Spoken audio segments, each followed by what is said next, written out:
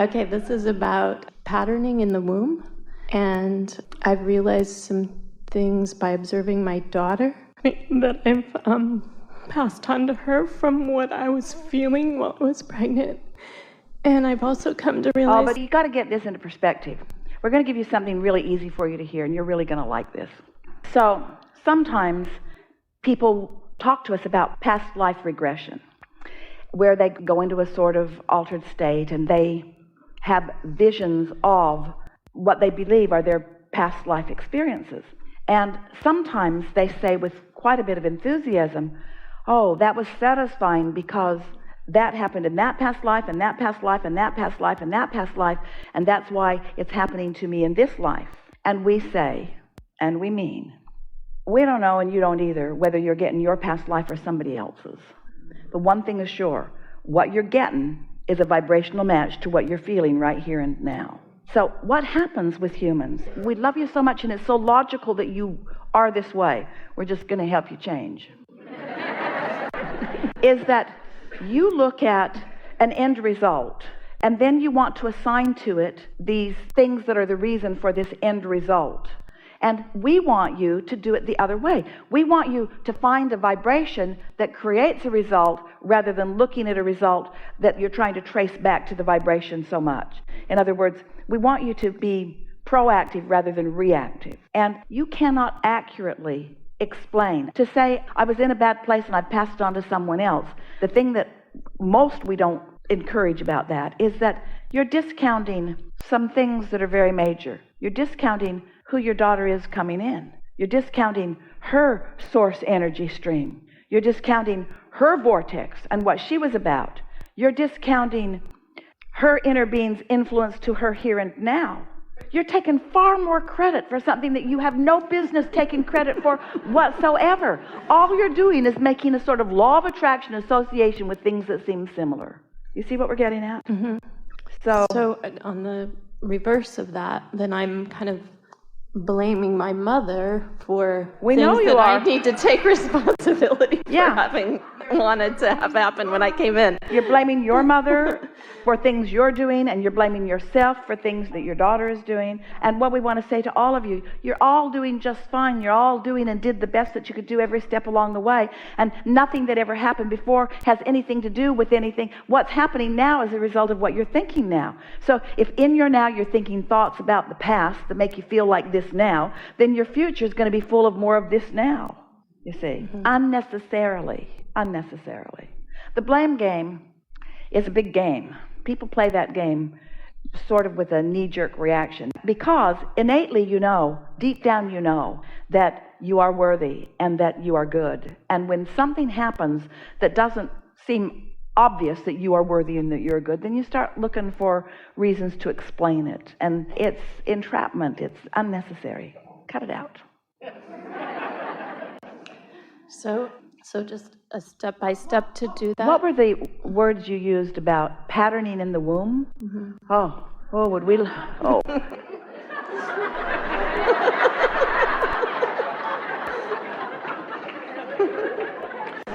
Humans go to great lengths to argue for their limitations.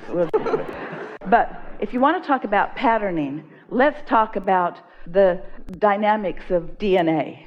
Let's talk about the evolution of the cellular species. Let's talk about the understanding of source energy, about the physical anatomy. Let's talk about the powerful reason for being and the energy stream that you all wrote in on. Let's talk about things that are big, not things that are puny. Let's talk about true influence, not stuff that when in a state of depression you try to explain in order to explain something that you don't want. You see what we're getting at? Mm-hmm. So then those blockages that I'm attributing to things that happened, I'm not sure the steps to get through that. The thing about that that's interesting is that when you acknowledge that I'm standing in a place that I don't want to be, and the reason that I'm standing here is because of something that had nothing to do with me over which I have no control. That's like saying, so I'm standing in this place with no possibility of it being different, and this is the reason. It's like justification about why I'm where I don't want to be. And can you feel the difference? Instead of acknowledging that, oh, here, I don't like being here for whatever reason, and what I prefer is this, and understanding that in launching that rocket of desire, now the universe is going to respond to that. All things that you want are possible. So your question to us, how do I let go of hindering beliefs? Just one at a time. And the way that we think is the only way that anyone can let go of hindering beliefs is by understanding, bit by bit, the way the universe works. It's like no one has a hindering belief that if they step off the cliff, they're going to fall down. Falling down might hinder you, but it's a pretty consistent thing. You know it's going to happen. And law of attraction is this consistent law too. So as you deliberately think some thoughts and watch the way the universe responds, you will begin showing yourself that the reason that you feel as you feel in this moment is not because of something that happened before, it's because of something that's happening right now. Any emotion that anyone feels in this moment in time is about the relationship between the thought they're thinking right now, the opinion they hold right now, and the opinion of their source energy, their inner being who's in the vortex. The relationship between those two perspectives is what all emotion is. So if you are feeling discouraged about something and you're focusing on the reason for it happening the way it did, and you feel terrible while you're thinking about it, you have to know that your inner being has a totally different knowing about this than the one that you are promoting right here and now. And that's the place we would start. We would start by saying, well, somebody thinks differently about this than I have chosen to think. And in time, your inner being can show you what it thinks about everything. What it thinks about who you are, what it thinks about who you were coming in, what it thinks about your mother, what it thinks about everything. Your inner being has perspective about everything and will share it to you once you're in the receptive mode. There are people on this planet that are so full of belief that things are dissolving and disintegrating and that things are bad. They're feeling doom and gloom about everything. And it's because they are so far from the vibrational perspective of the source within them who knows that this is the beginning of all things that are wonderful. You see what we're getting at? Mm-hmm. And you can find someone to agree with everything that you think about. And as you gather together in larger and larger groups with those who agree with you about subjects that give you negative emotion every time you think about them, you got to know that you've just joined a big old group that is also in disagreement with your inner being. So how do you get more in conversation with your inner being to see its point of view versus your current point of view? Like, what are some concrete You have to steps? start with things that you don't have strong contradiction about, sort of neutral subjects. Our favorite explanation about this took place in Jerry and Esther's life many years ago. Esther was allowing people to call and talk to Abraham on the telephone. They were doing consultations, several every day. And a woman was in a discouraged place, and we were wanting to show her how if she could find some thoughts that she didn't have strong negative opinion about, that the universe would respond to that thought. We wanted her to know that the universe is responding to all of her thoughts, but that if she could choose lighter thoughts and could see the universe respond to those lighter thoughts, then she would realize that she has real control of her life because she has real control of her thoughts. Sometimes it's hard to know that you have control of your thoughts because law of attraction keeps the momentum of the thoughts that you've been thinking going. So you have to sort of start early in the morning after your thoughts have subsided some while you slept. And you have to pick thoughts that are easy to feel good about while you think. So we said to this woman, let's talk about blue glass. And she almost hung up the phone right then. She had already had it with us because we were not willing to be the sounding board for her complaints. And so she said, why would I want to talk about blue glass? And we said, well, because blue glass is lovely, and there are so many beautiful blue glasses. And some of them you can see right through, and some of them are opaque and you cannot, and all different shades and textures of blue glass. Can you see blue glass? No, she said. She didn't want to talk about blue glass. So we said, well, let's talk about butterflies. I don't really want to talk about butterflies. Why would I want to talk about butterflies? Because butterflies are beautiful, because they're fluttering by, because they're everywhere. They're different shapes, different sizes, different colors. Don't you just love to think about butterflies? No. Well, let's talk about feathers. Why would I want to talk about feathers? Because feathers are so beautiful. Feathers adorn the birds in such magnificent ways. Let's talk about the different colors of feathers and the different sizes of feathers. Well, that's all she could stand, and she hung up. So Esther and Jerry went about their day, and they were in San Diego. They went to La Jolla to have lunch. They were going to George's to have lunch, and they parked at the La Valencia Hotel, and they were on their way to George's down Prospect Street, and Esther felt this impulse, a powerful impulse, to go into this shop. Now, that's not unusual for Esther. Esther commonly feels powerful impulses to go inside shops, and Jerry was reluctant.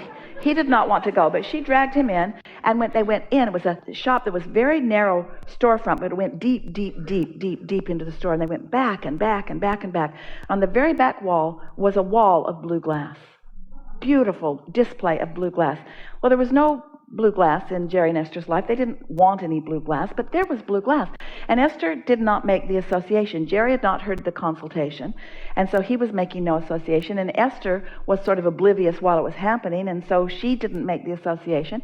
And so they left the shop and they went on to George's and had lunch. And as soon as they finished having lunch, they went down to the cove where the beautiful rocks are right next to the ocean. And as they were walking across this grassy area, a flurry of butterflies surrounded them that was so dense that they had to stop talking in order not to eat them. And it was extreme, and it was exhilarating, and it was surprising, and it was amazing. It was shocking, really. And Esther still is not making the association in the telephone call. She's not really conscious like you are as this is happening. Hears it better when she listens back to it.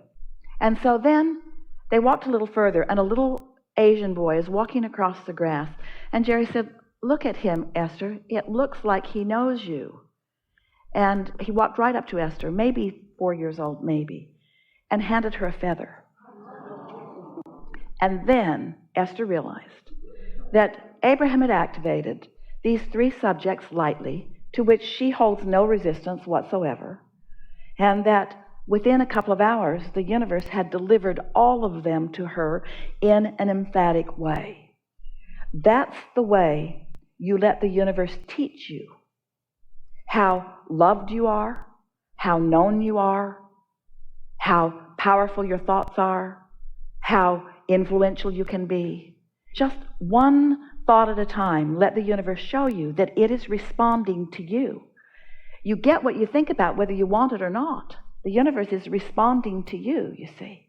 And even with all of these morose and melancholy thoughts that you've been thinking, still, you mostly thrive, you see. Things mostly still go well. We just say to all of you, we don't know why any of you would want to harbor thoughts or encourage thoughts that don't feel good when you think them, except that we understand why you do. We understand you do it because law of attraction has hold of it with you. In other words, you've been thinking it, so it's easier to think the thoughts that you've been thinking than it is to think new thoughts. But it's not difficult to think neutral thoughts. That's why we and so many teachers teach meditation. Because when you quiet your mind, you stop thought. And when you stop thought, you stop resistant thought. And when you stop resistant thought, your vibration raises. And when your vibration raises, then you are in the receptive mode for new thoughts, you see. So when you go to bed tonight and you fall asleep, your thoughts will stop, just like when you meditate, even better than when you meditate. And when your thoughts stop, the momentum of the thoughts that you've been thinking subsides too. Now, you can waken in the morning and you can begin thinking the same thoughts again and pick the momentum up very quickly. But if instead you think about blue glass and butterflies and feathers, or you think about something that doesn't have any negative attachment to it, you can show yourself how you can detach from or deactivate. Now, those are interesting words because there's no pushing anything away. So it's not like you're pushing away the thoughts you don't want. It's that you're activating the thoughts that you do want. And in the absence of activation, those thoughts will no longer exist in your experience. You see what we're getting at? So what we're really getting at is there are just a handful of things that you have to do. You have to care about the way you feel, do you? Mm-hmm. You have to believe that you are a vibrational being in a vibrational universe, do you? Mm-hmm. You have to accept that you have an inner being with opinions about everything that you have an opinion about, do you? You have to believe that your inner being is interested in what you're thinking about, talking about, doing right here, right now. And if you're doing it in joy, then your inner being is flowing with you, and you are having the experience of that added awareness. But if you're not having fun, you've pinched yourself off. Your inner being is still there, but you've pinched yourself off from receiving the benefit of that.